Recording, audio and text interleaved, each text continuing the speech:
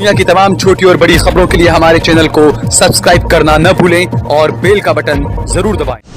दोस्तों, मैं सहल कुरैशी। दोस्तों, प्रधानमंत्री नरेंद्र मोदी बड़ी बड़ी बातें करते थे कि हम आतंकवाद के सामने झुकेंगे नहीं, हम पाकिस्तान के सामने झुकेंगे नहीं, हम तालिबान के सामने झुकेंगे नहीं। लेकिन कतर से एक ऐसी खबर आई है जिसने बीजेपी की धज्जियां उड़ा दी है। प्रधानमंत्री नरेंद्र मोदी के तमाम दावे जो है वो पोकल साबित हुए हैं। ये लगता है कि नरेंद्र मोदी सिर्फ बड़े बड़े दावे करते हैं, बड़ी बड़ी बातें करते हैं।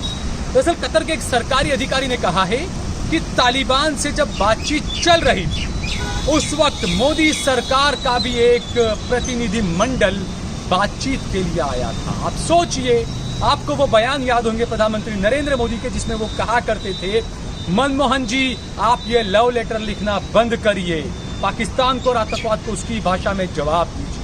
ये प्रधानमंत्री नरेंद्र मोदी बोला करते थे। लेकिन अब वही नरेंद्र मोदी पाकिस्तान चले गए बिरयानी खाने, वही नरेंद्र मोदी पाकिस्तान चले गए नवाज शरीफ के बर्थडे का केक खाने, वही नरेंद्र मोदी बगलगिर हो रहे थे, चाइना से लाल आंख दिखा रहे थे झूले पर बैठकर, इसी रिवर फ्रंट पर झूले पर बैठकर लाल आंख दिखा रहे थे नरेंद्र मोदी जी चाइना को। तो ये जो बातें सामने आ रही है ना, ये हकीकत अब सामने आ चुकी है कि भाजपा बोलती क्या थी, करती क्या थी। अच्छे दिन आएंगे, बहुत हुई महंगाई की मार, अब की बार मोदी सरकार, ये तमाम वो डायलॉग थे, वो तमाम चीजें टीवी चैनलों पर आपको देखने को मिलती थी जो आपके कानों में गूंजा करती थी। अब आप उन तमाम चीजों के बारे में तसव्वुर करके देखिए, सोच कर देखिए कि वो तमाम कैसी बातें थी, कितने बड़े बड़े दावे, कितने बड़े बड़े वादे किए गए। जो हम बात कर रहे हैं कतर की सरकारी अधिकारी ने, कतर के सरकारी अधिकारी ने ये बात कही है कि भारत सरकार की तरफ से एक प्रतिनिधि मंडल आया था तालिबान से बातचीत करने के लिए, उसी तालिबान से बातचीत करने के लिए जब भाजपा की ही सरकार थी।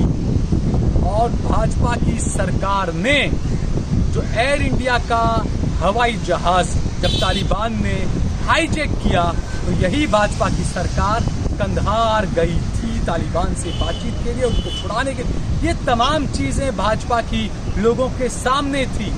लेकिन उसके बावजूद एक मदारी आया, बड़े बड़े दावे किए, बड़े बड़े वादे किए और लोग उनकी बातों में आ गए, उस मदारी की बातों में लोग आ गए। और अब ये हुआ कि लोगों को 400 रुपए का सिलेंडर 800 रुपए में खरीदना पड़ रहा है, लोगों को 65-70 रुपए का पेट्रोल 105 रुपए में खरीदना पड़ रहा है, लोगों को 60 रुपए की दाल 110 रुपए में खरीदनी पड़ रही है। ये वो मदारी का खेल था जिसे आप समझ नहीं पाए, आप उस मदारी के ट्रैप में आ गए, उसके जाल में आ गए। और जो मदारी ये दावा करता था कि मैं आतंकवाद के खिलाफ कभी झुकूंगा नहीं, वो मदारी ये बताए पुलवामा के बाद आपने क्या किया। क्या पुलवामा के मुजरिम जेल में हैं, सलाखों के पीछे है? पुलवामा किसने किया, ये अभी तक किसी को कुछ पता नहीं चला। तो आप तो कहते थे कि पाकिस्तान को उसकी भाषा में जवाब देना चाहिए, आतंकवादियों को उसकी भाषा में जवाब देना चाहिए। आपके तो लोग जाकर मुलाकात कर रहे हैं और मुलाकात भी कतर जा, और सिर्फ ये नहीं कहा कि मुलाकात की, कतर के अधिकारी ने कहा कि गुपचुप तरीके से आया था भारत का प्रतिनिधि मंडल, यानी किसी को पता तक नहीं चला। प्रतिनिधि मंडल मोदी सरकार का गया और जाके तालिबान से बातचीत की। क्या बातचीत की, क्यों बातचीत की, ये एक अलग विषय है। लेकिन ये तमाम चीजें क्या बयान करती है दोस्तों, कितने बड़े बड़े वादे किए थे।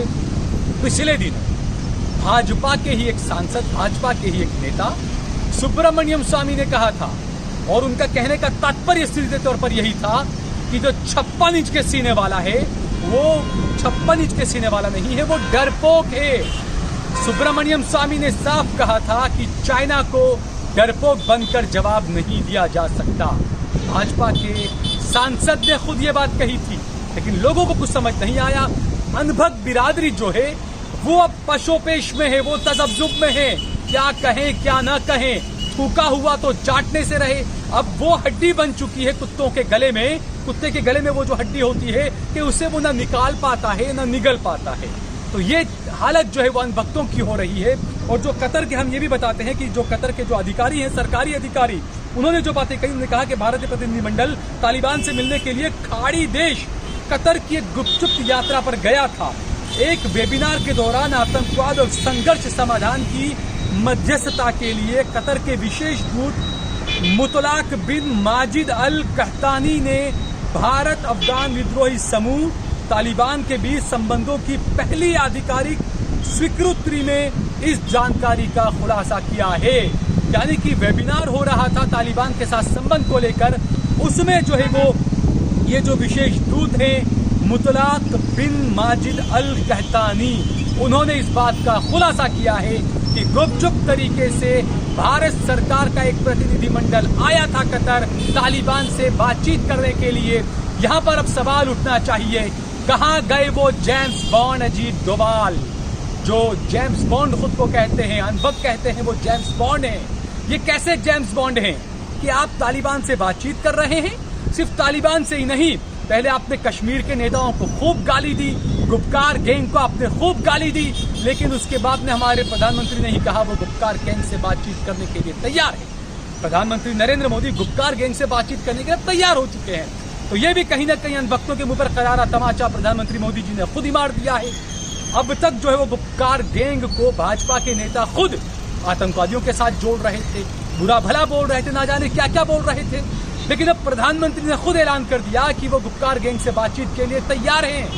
तो अब ऐसे में भाजपा के जो नेता गुपकार गैंग को जो गालियां दे रहे थे, अनाप शनाप बकवास कर रहे थे, गुपकार गैंग को आतंकवादियों से जोड़ रहे थे, अब वो भाजपा के नेता और वो अनबक अब क्या करेंगे? सोशल मीडिया पे जो बीजेपी के आईटी सेल के लोग गुपकार गैंग को जो बुरा भला बोल रहे थे, अब वो क्या करेंगे? क्योंकि मोदी जी खुद ने कहा है कि वो बातचीत करने के लिए तैयार है गुपकार गैंग से।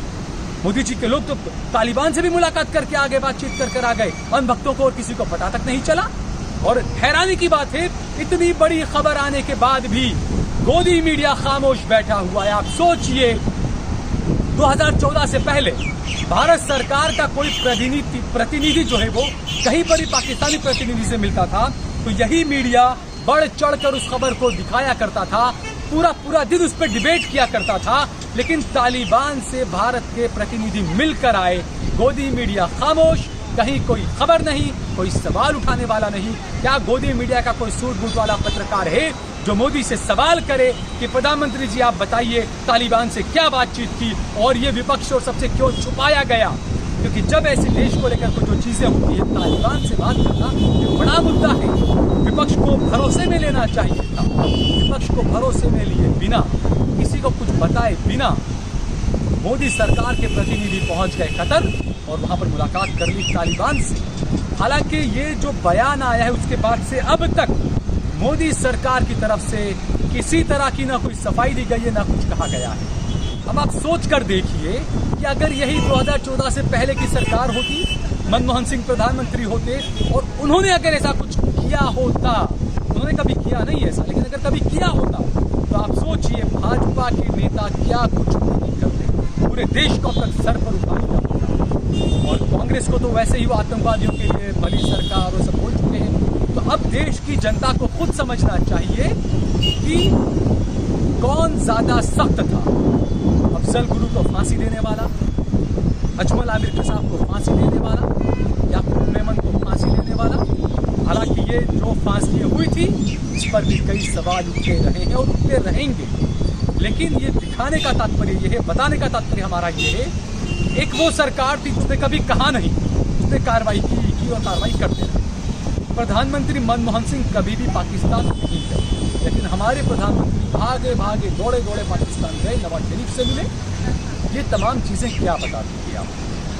दूसरा, जो हमले हुए उसके बाद में किस तरह की कार्रवाई पहले हुआ करती थी आतंकी हमलों के खिलाफ, लेकिन अब मोदी सरकार दिखाती कुछ है, लेकिन बाद में जो है पीछे से जाकर तालिबान से, आतंकवादियों से बातचीत करती है।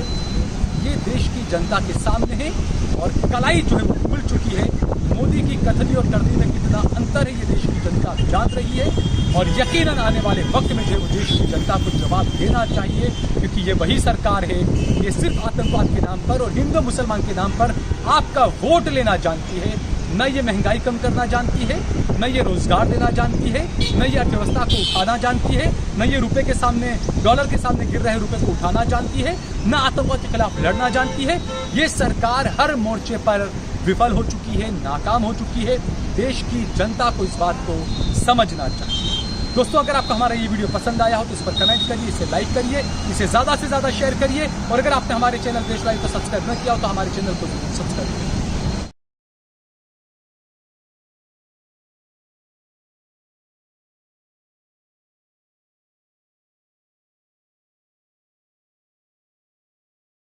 आप देख रहे हैं देश लाइव, देश की आवाज।